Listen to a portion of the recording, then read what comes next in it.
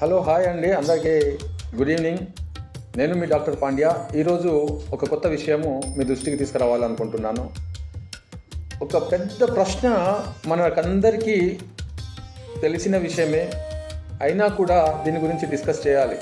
జనాలందరూ, ముఖ్యంగా పెళ్ళి కాని యువత, పెళ్ళి కాని అమ్మాయి కానీ అబ్బాయి కానీ వాళ్ళ పేరెంట్స్ కానీ ఒకసారి అర్థం చేసుకోవాలి. మొన్న రీసెంట్గా నా దగ్గరికి 2-3 వచ్చారు. ఫ్రెండ్లీగా, సార్ పెళ్లి చేసుకోకపోతే ఏమవుతుందని క్వశ్చన్.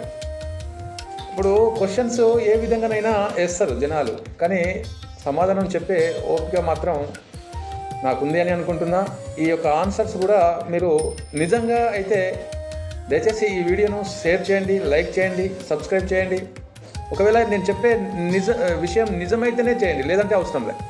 సో మొదటగా మనం అనుకునేది ఏంటంటే, పెళ్ళి చేసుకోకుంటే ఏమనుకుంటాం అంటే, నాకు స్వేచ్ఛగా ఉన్నా, నాకు ఎవ్వరు చెప్పేటోళ్ళు లేరు, నా ఇష్టము, నేను సంపాదించిన డబ్బు నేనే ఖర్చు పెట్టుకుంటా, నా ఇష్టం ఉన్నట్టు నేను బ్రతుకుతా అని చాలామంది అనుకుంటారు. కానీ ఒక్కసారి లోతుగా, చాలా డీప్గా ఆలోచన చేస్తే, నేను పిహెచ్డి చేసేటప్పుడు ఒక 2-3 ఫ్రెండ్స్ ఉండే, నా రూమ్మేట్స్ ఉండే.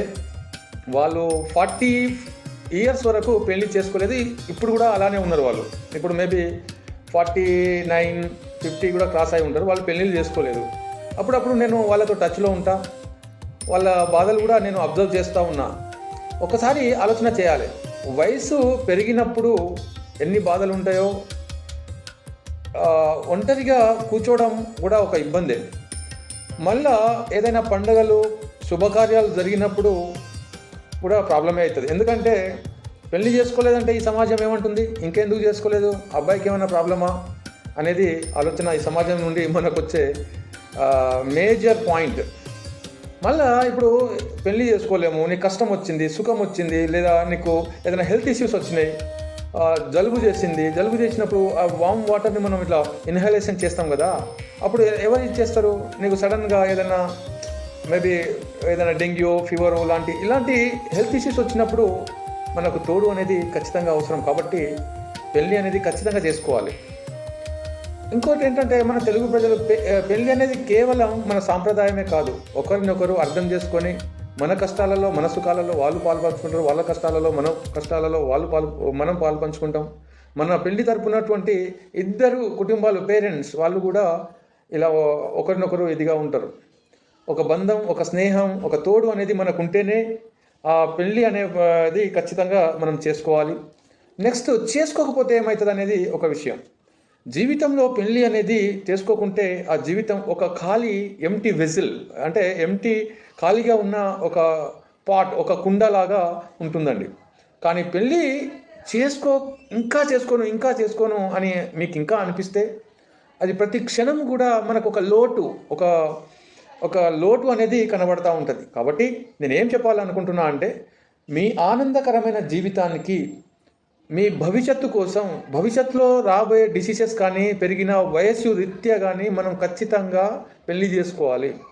ఇప్పుడు ఆ పెళ్ళి చేసుకుంటేనే మనకి ఏమైనా అయినా కూడా వాళ్ళు ఫీల్ అవుతారు, వాళ్ళు మన బాధను షేర్ చేసుకుంటారు. కాబట్టి పెళ్ళి అనేది ఖచ్చితంగా చేసుకోవాలి. కొందరు అనుకుంటారు, నేనేం పెళ్లి చేసుకొని ఇది అనుకుంటారు. కానీ మన వయసు పెరిగినప్పుడు మాత్రం చాలా సమస్యలు వస్తాయి. ఎవరు కూడా మనలా, ఈ సొసైటీ, ఈ సమాజం ఎట్లాంటిదో మీరు చూస్తూ ఉన్నారు. కాబట్టి పెళ్ళి అనేది ఖచ్చితంగా చేసుకోవాల్సింది. అది కూడా 30 దాటక ముందే పెళ్లి చేసుకుంటేనే చాలా మంచిది. మనకు కోరుకున్న అమ్మాయి వస్తుంది, కోరుకున్న అబ్బాయి వస్తారు. కాబట్టి అందరికీ మంచిగా ఉంటుంది.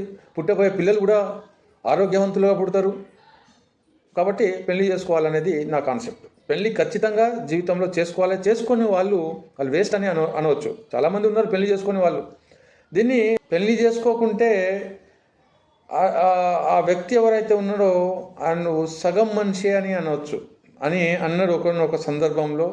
నాకు కరెక్ట్గా గుర్తు లేదు. పెళ్లి చేసుకోకుంటే నిజంగా అర్ధ మనిషి అనే అర్థం వచ్చేటట్టు రామాయణంలో ఎక్కడో నేను విన్నా. కాబట్టి పెళ్ళి అనేది ఖచ్చితంగా చేసుకోవాలి. పెళ్ళి లేకుంటే నిజంగా ఎవరైనా కానీ వాళ్ళు అర్ధ మనిషి అంటే సగము మనిషే. So thank you. నేను మీ డాక్టర్ పాండ్యా, జై భవానీ మ్యారేజ్ బ్యూరో డైరెక్టర్ను. మీకు ఎలాంటి సంబంధాలు ఉన్నా మా దగ్గరికి రండి, మా ఆఫీస్కి రండి. మేము ఖచ్చితంగా మీకు జస్టిస్ అంటే మీకు సంబంధం ఖచ్చితంగా చూస్తామని నేను కోరుకుంటున్నాను. మీకు కూడా మంచి జరగాలని కోరుకుంటున్నాను. Thank you one and all. నమస్తే. ప్లీజ్ ఈ వీడియోను దయచేసి షేర్ చేయండి, లైక్ చేయండి అని కోరుకుంటున్నాను. Thank you so much.